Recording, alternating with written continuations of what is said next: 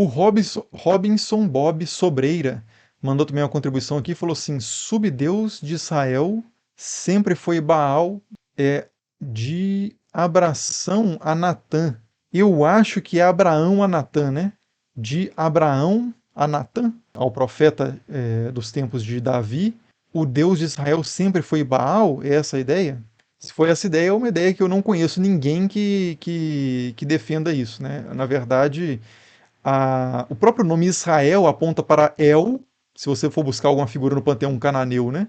Que poderia servir de protótipo para o imaginário do Deus de Israel, um deles seria um candidato óbvio, seria El, que de fato a gente encontra vários paralelos, né? Tem um livro muito interessante, que é esse livro aqui que tem uma versão, saiu essa versão aqui, essa tradução em português, do Smith, Mark Smith, né?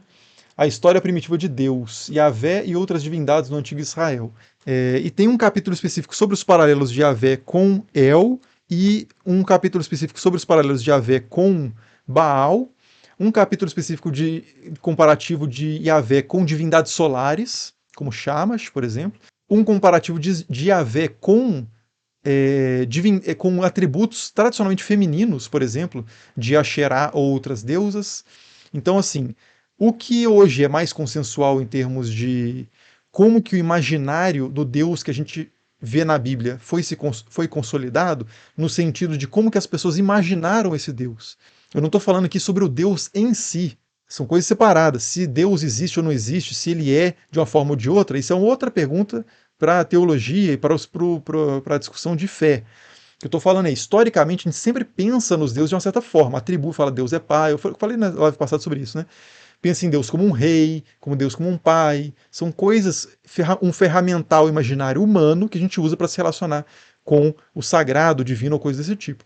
E o imaginário que a gente encontra na Bíblia sobre Deus, ele parece depender, né, parece ter uma relação direta com o panteão cananeu e outras tradições também. Né? O próprio Yahvé mesmo parece ser uma figura externa ao panteão cananeu. A gente não encontra nenhum Yahvé, por exemplo, nos textos de Ugarit, nem na Mesopotâmia. Então parece que era esse deus Yahvé, era um deus da tempestade, que foi um deus guerreiro, né? Que recebeu, o imaginário era esse, e ele foi recebendo, de certa forma, absorvendo atributos tradicionais que eram atribuídos antes a outros deuses, como o Baal, né, que cavalga as nuvens, né, o senhor das tempestades, a sua relação com Asherá, que pode remeter tanto a El quanto a Baal, e por aí vai. Então, assim, a ideia de que o Deus de Israel seja Baal, a questão é que, em certo momento, pode ser que não havia uma distinção. Alguns praticantes das religiões, dos cultos ali da antiga Israel, pode ser que não viam uma diferença entre esses dois deuses. É possível, uma assimilação total, né? De chamar Yahvé de Baal, por exemplo. Mas depois, quando a gente chega nos textos bíblicos, são figuras que são distintas ao ponto de ter tantos textos polêmicos contra Baal, né?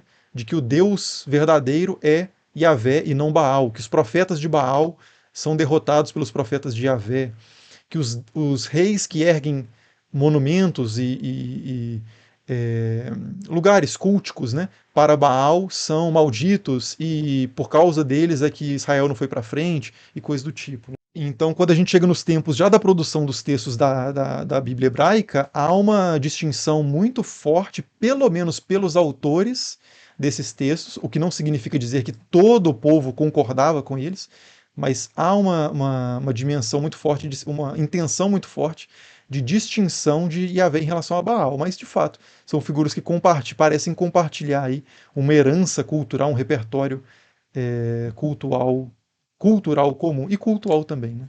Mas assim, sempre há uma variação. A religião, como qualquer coisa na história, como qualquer fenômeno cultural, ela sempre se transforma com o tempo, né? Então qualquer sempre, nesse sentido de o Deus de tal povo sempre foi tal, é difícil, né? Porque a gente vê essa transformação no próprio entendimento do Deus de Israel nos textos da Bíblia. Diferentes visões sobre o Deus de Israel, né? E o Israel Nóbrega também faz um comentário que é importante, sempre na análise desses textos, né? Que ele diz aqui, lembrando que Baal significa Senhor, exatamente. E El, é uma palavra que foi utilizada de forma genérica para Deus e deuses, né? Na forma plural Elim ou Elohim. Então, esses nomes de deuses muitas vezes são nomes meio genéricos, inclusive de outros deuses, né? Por exemplo, o deus que a gente chama de Cronos, do tempo, deus do tempo, na Grécia, quando a gente fala assim, Cronos é o deus do tempo, soa como um nome próprio, muito mais fortemente do que se você dissesse isso em grego. Porque Cronos, que é o nome do deus, é exatamente tempo. Uranos é exatamente céu, né? Então, Urano é o deus do céu. Bom, Urano é o próprio céu, né? No vídeo sobre o arco-íris, eu comentei também, no vídeo que eu fiz sobre o arco-íris em diversas traduções, eu comento que a palavra que a gente usa para, que a gente hoje chama de arco-íris, o fenômeno, melhor dizendo, que a gente chama de arco-íris, os gregos chamavam de íris, que é o nome da deusa. Então, a deusa e o fenômeno têm exatamente o mesmo nome, né? E isso é importante de levar em consideração quando a gente está nesses textos, para entender de fato quando que Baal é uma referência específica a uma entidade cananeia com atributos bem marcados, com templos bem localizados, etc., e quando é uma designação genérica para senhor, inclusive senhor no sentido humano até. Então, mas claro que um Mark Smith, por exemplo, né, do livro que eu mostrei aqui, leva isso em consideração. Ele não pega assim, falou o El na Bíblia hebraica, é o El cananeu. Claro que não, né? A gente sabe que, pelo contexto, pelo uso ali, que muitas vezes a palavra El está como Deus no sentido genérico. Mas em outros casos, ela está claramente como uma designação do Deus, né?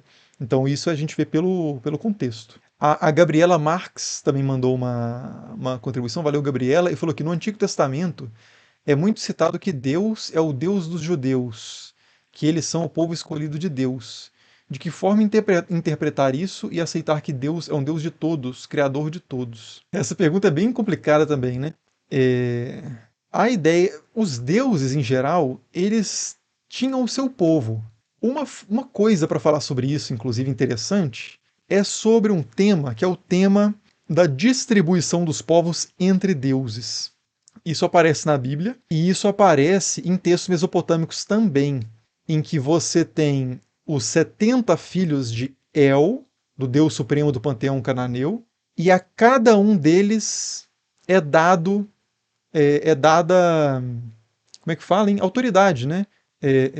Sobre um território, barra povo, né? Barra clã, que é uma coisa que dá muita discussão, que é a possibilidade de uma leitura ali, que inclusive não é uma leitura minoritária, pelo contrário, acredito que hoje seja a leitura majoritária do texto, é que o texto de Deuteronômio, onde que é isso, hein?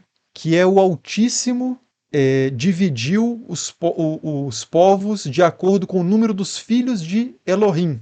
No texto massorético, que é de onde vem geralmente a tradução dos nossos antigos testamentos e das Bíblias hebraicas, né, que é um documento manuscrito medieval, está dito lá que o Altíssimo, Eliom, dividiu os povos de acordo com o número dos filhos de Israel, o que é uma coisa que não faz sentido naquele contexto do texto. Quando você volta nos manuscritos do Mar Morto, que são documentos que trazem esse texto numa versão mais de 1000 anos mais antiga, você tem a expressão Bene Elohim, os filhos de Deus, que é uma nomenclatura muito utilizada para se referir a seres celestiais, a deuses menores, a gente poderia dizer, inclusive. Que alguns poderiam chamar de anjos, né, mas são deuses menores. Então, o manuscrito do Mar Morto traz essa leitura, e a Septuaginta, a tradução da Bíblia para o grego, do hebraico para o grego, feita ali por volta dos séculos III, II antes de Cristo, bem mais antiga, portanto, também que o texto massorético, também traz essa leitura de que o Altíssimo, Eliom, dividiu os povos da terra, os povos, de acordo com o número dos filhos de Elohim.